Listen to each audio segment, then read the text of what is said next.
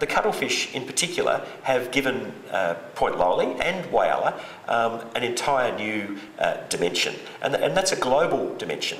It has enormous potential, not just as a scientific laboratory, if you like, in the ocean, but it also has potential for ecotourism. And those jobs can be local jobs, they would be local jobs, and they'd be long-lasting jobs as long as the cuttlefish season lasts and remains. So every winter you can have thousands of people coming with their snorkels and their flippers in a low-impact way, just enjoying some of the best of what nature has to offer. If one of these industrial developments doesn't cause harm, the next one might. You've only got to have something go wrong once and you've potentially decimated the entire species. And so that's why getting it right at Point Lowly is so important. I know that the prawn fishers, for example, are deeply concerned about what the desalination plant might mean for their industry. If you're pumping, millions of litres a day of concentrated brine and various chemicals that are used in the process into the marine environment, then that potentially has an adverse impact on the seafood industry.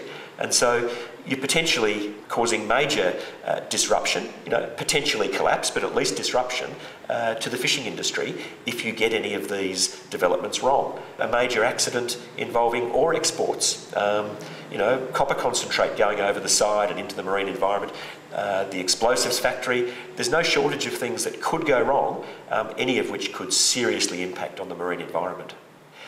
When it comes to the giant Australian cuttlefish, because they have this unique aggregation at Point Lowly, there is absolutely no reason why the entirety of that breeding ground should not be protected in a no-take sanctuary zone. If the brine from the desal plant doesn't get them, maybe increased fishing pressure will. And when we're talking about fishing, we're actually talking, in many cases, about people catching the giant Australian cuttlefish and then chopping them up and using them as bait. The marine park process in South Australia has been controversial, as it has been every other place they've tried to introduce marine parks. The maps that the government put out earlier this year show that about a third of the breeding ground around Point Lowly was earmarked for protection, but clearly that's not enough.